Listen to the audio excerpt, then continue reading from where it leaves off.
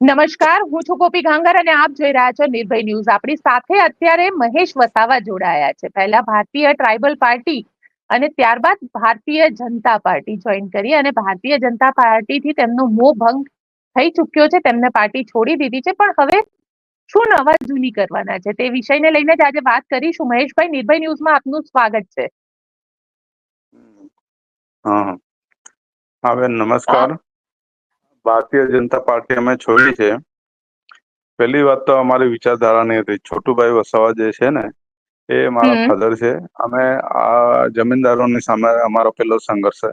અહીં ગાડી જે વાલિયા ઝઘડિયામાં અમારો જે સંઘર્ષ થયો હતો, તો જમીનદારો સામે હતા. જમીનદાર કોઈ બી હોઈ શકે. તમે કહી રહ્યા છો તો કે બિલકુલ, આપ હા આપની હા વાત પૂરી કરો. હા હા એટલે એની સામે જયારે ઇતિહાસ અમે બતાવી રહ્યા છે, એટલા માટે કે એમાં પેલું તૂટે નહીં. એટલે અમે એમની સામે છોટુભાઈ વસાવા લડતા હતા. જ્યારે હમ હું એટલી ગંભીર બાબત વાત કરી રહ્યો છું કે અહીં જે આદિવાસી ગામડા જે છે ને, આ ટ્રાઇબલ એરિયા છે. છતાં બી જમીનદારોએ આજુબાજુ જમીનોની અંદર ખાડા ખોદી કાઢ્યા. ફેન્સિંગ ની વાત તો બરાબર હતી, પણ આ લોકોને કહેવાનો મતલબ કુદરતી જેને હજ પડવાની જે હજ એટલે કહેવાનો મતલબ ઝાડે જવાનો, એ જવાનું, લેડીસો જતા હોય એને બધું એ વખત રોકી દેતા. ને ઘણી વખત અમે એવું જોયું છે કે જેને જે પગલે ખેતરમાં ગયા એ પગલે પાછળ જવાનું હોય. એમાં ને હમ એમાં પાછું રિટર્ન થવાનું હોય. તો આવા જુલો માઈ ગાડી હતા. એની સામે છોટુભાઈ વસાવા એના સાથી મિત્રો લડેલા હતા. ને એમના છોકરા તરીકે મેં થોડું ઘણું જોયું છે. તમે એ બધું જોયું છે, પણ તો તમે ભારતીય ટ્રાઇબલ પાર્ટીમાંથી ભારતીય જનતા પાર્ટીમાં ગયા અને રાજીનામું આપવા પાછળનું પ્રમુખ કારણ શું તો પછી? અને હવે શું કરશો? બસ આંતરિક ઝઘડા હોય ને હમ કયા બેન. પ્રકારના આંતરિક? આંતરિક ઝઘડામાં તો શું થઈ શકે તો આપ બી જાણો છો. હમ પણ કયા પ્રકારના આંતરિક ઝઘડા અને કોની સાથેના? કારણ કે મનસુખ વસાવા કહી રહ્યા છે કે ખુબ વહેલું તમે આ નિર્ણય લઈ લીધો. તમારો આ કદમ જે છે એ બહુ બેન, વહેલો લેવાય. મનસુખભાઈ વસાવામાં આદરણીય છે. અમારા છોટુભાઈ હમ બી આદરણીય છે. અને બાકીને હવે રહી, કદાચ તમે પ્રશ્ન પૂછતા પેલા હું વાત કરું છું કે ચૈતર વસાવાનો પ્રશ્ન આવશે એમાં. બરાબર છે. હા, એ મારા પીએ બી હતા. ચાહે મારા મિત્ર બી હતા. એ મારે ભણેલા બી છે. કઈ વાંધો નથી. એ લડે છે તો અમારે એમને સમર્થન હોય. મનસુખભાઈ ને બી સમર્થન છે ને એમને બી સમર્થન છે. ના, એટલે સમર્થન તમે બંને જણાને આપી રહ્યા છો, પણ હવે તમારું પોતાનું શું? ભારતીય ટ્રાઇબલ પાર્ટી ફરીથી એક્ટિવ કરશો? નવી પાર્ટી બનાવશો? છોટુભાઈ વસાવાની સાથે જોડાશો? દિલીપ વસાવા સાથે જોડાશો? હવે શું કરશે મહેશ વસાવા? ના, એટલે કોણ બીજા કોણ? હું તો તમારા ખાલી ભાઈ છે દિલીપ. મનસુખભાઈ ને જાણું છું. સામે હમ કદાચ બીએપી ને જાણું, બીએપી ને નથી જાણતો, પણ જે લોકો છે એની વાત કરું છું. સામે બીજી પાર્ટીઓને જાણું છું જેટલી એ છે. પણ હવે તમે શું કરશો? હા, અમે હવે તમે શું કરશો? સમાજનું કામ કરીશું બેન. જે રીતે સમાજ માટે અમે લડ્યા છે આટલા વર્ષોથી, એના માટે અમે લડીશું. કોઈ રાજનીતિક પાર્ટી જોઈન્ટ નહીં કરો? હા, અમે રાજનીતિમાં જ પેદા થયા છે તો રાજનીતિ તો કરવી જ પડશે ને બેન આવનારા સમયમાં. એટલે પોતાની નવી પાર્ટી લાવશો કે ફરીથી ભારતીય ટ્રાઇબલ ના પાર્ટીને ના ના જીવિત ના, કરશો? નવી પાર્ટીનો તો હવે કઈ સવાલ પેદા થાય છે. મેં આગળ જન્મ આપી જ ચૂક્યો. બેલિસ્તાન વિકાસ મોરચાને આપીશું. બેલિસ્તાન ટાઈગર સેના ને બીટીએસ હમ રાજકીય પાર્ટી છે. બાકીના સંગઠન છે મારા માટે. ભીલીસ્તાન ટાઈગર સેના, હવે એના સંગઠનને કઈ રીતે તો પછી આગળ તમે લઈ જશો? કારણ કે તમારું સંગઠન તો તમે આખે આખું ભાજપમાં ભેળવી દીધું હતું. ના ના, ક્યાં ભાજપમાં ફેરવ્યું છે? એની સાથે કોઈ લેવા દેવા જ નથી ને ભાજપની સાથે. અમારે ટાઈગર સેના સાથે કોઈ એક બી માણસ કોઈ નથી થયું એમાં.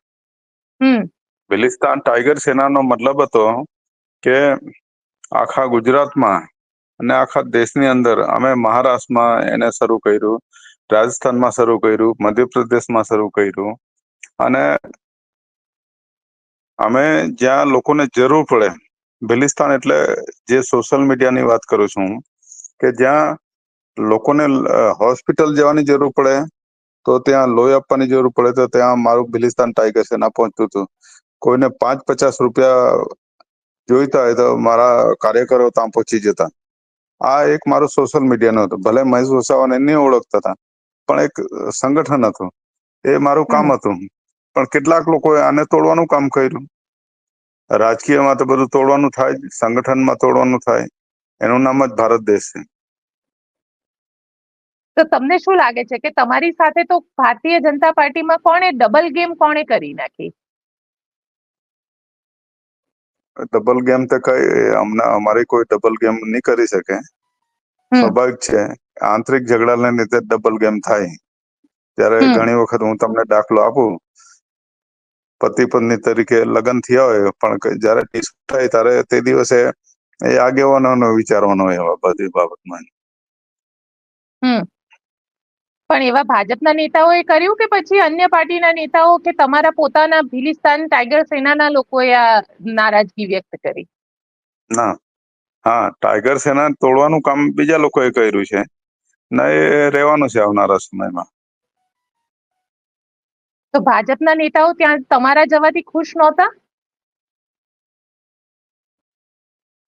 પહેલા તો ભાજપના નેતા કોણ ભાજપના નેતા? અમે તો અમારી આટલા વર્ષોથી છોટુભાઈ વસાવા સાહેબ અમે લડતા હતા ને એની સાથે અમે હતા ને, આવું કઈ ભાજપના નેતા કઈ હતા જ નહીં. આ તો અમારા બધા તોડીને ભાજપના નેતા લઈ ગયા, પણ આ આંતરિક કલહના લીધે થોડુંક તૂટીને આ બાજુ જતા રહ્યા. તો મારે એને સાચવવા માટેની વાત છે. મેં ઇન્ટરવ્યુ એક એમાં આપ્યું છે કે મારે કાર્યકરોને સાચવવા માટે હંમેશા જયારે કોઈ હુમલો થતો હોય ને તો એક રૂમમાં જતું રહેવું પડે. બરાબર છે? હા, એ સચવાયા પછી આગળ આપણે ચાલવું પડે. એનું કારણ છે કે કદાચ હાથે એક રૂમમાં મરી બી જઈએ, પણ એક રૂમમાં અમે પુરાયા છે, પણ હવે દરવાજો ખુલ્લા, અમે આગળ ચાલીશું, એમાં કઈ વાંધો. તમે કહી રહ્યા છો દરવાજા ખુલ્યા છે અને આગળ ચાલશો તમે, એમાં છોટુભાઈ વસાવા તમારી સાથે હશે? કેમ નહીં? હશે, 100% હશે. અને મનસુખ વસાવા કહી રહ્યા છે, કારણ કે ભીલ પ્રદેશની માંગ જે છે ચૈતર વસાવા કરી રહ્યા હતા, અને તમે પણ કીધું હતું કે ભીલ પ્રદેશ અલગ થવો જોઈએ. મનસુખ વસાવા કહી રહ્યા છે કે ભીલ પ્રદેશના નામે રાજનીતિ થઈ રહી છે. તો તમે શું માની રહ્યા છો? હા બેન, જો બંધારણમાં છે, બંધારણના આર્ટિકલ 2 અને 3 ની અંદર લખ્યું છે કે તમે જયારે પોતાના રાજ્ય બનાવવા માંગતા હોય, તમારો તાલુકો જિલ્લા બનાવવા માંગતા હોય, તો એમાં અધિકાર આપ્યો છે. નરેન્દ્ર મોદી સાહેબે અહીંયા બનાવ્યું છે, નર્મદા જિલ્લો અલગ બનાવ્યો ભરૂચમાંથી. એવા ઘણા જિલ્લાઓ બનાવ્યા છે ને. આવનારા આગલા સમયની અંદર તેલંગાણા બધું જ બન્યું છે, ઝારખંડ બન્યું છે, છત્તીસગઢ બન્યું છે. તો અમારો કોઈ એમાં વિરોધ નથી ભિલિસ્તાનની જયારે વાત હોય તો. ના, અમે એટલા જ માટે કે શેડ્યુલ 5 ની અંદર જે વાત કરી છે કે અમને ભિલિસ્તાન એટલે એવું નથી. અમે એક ભિલિસ્તાનની અંદર આદિવાસી લોકો રહી છે, દલિત રહી છે, ઓબીસી રહી છે અને અન્ય પછાત બધા જ રહે છે ને. એમાં અમે કઈ એવું નથી કે આ બધું નથી રહેતા, પણ એના જે કાયદા કાનૂન છે એનું એમને પાલન કરવું પડે. હું મારા ઘરમાં હોય ને મારા ઘરમાં કઈ પાલન નહીં થતું હોય તો શું કરી શકું? આ એક સંવિધાને એ વસ્તુ આપી છે, આ વસ્તુ.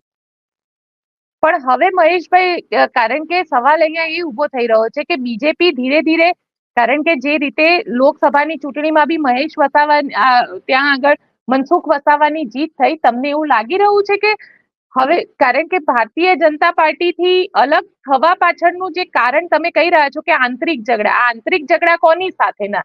ત્યાં આગળ ઘણા બધા, તમારે શુગર ફેક્ટરી સાથેનો ઝઘડો, પછી ત્યાંની સહકારી ડેરી સાથેના ઝઘડા પણ ઘણા ફેમસ હતા. તમે પોતે ત્યાં રાજીનામું આપી દીધું હતું. હમ હમ હમ હમ જો બેન, એ તો કેમ કુટુંબના ઝઘડા હોય, આ લોકોના કુટુંબમાં બહુ મોટો ઝઘડો છે.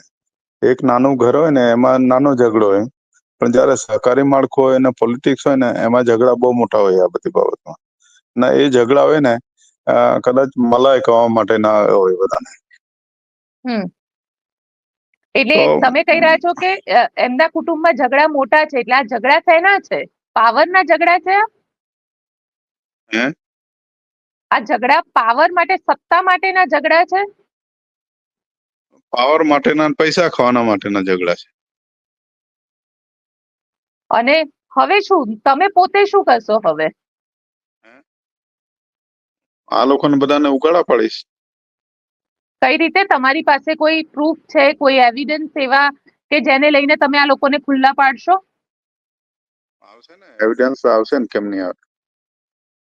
અચ્છા, અને કઈ કઈ જગ્યાએ તમને લાગે છે કે આ લોકોને હું ખુલ્લા પાડીશ? બધા ક્ષેત્રમાં.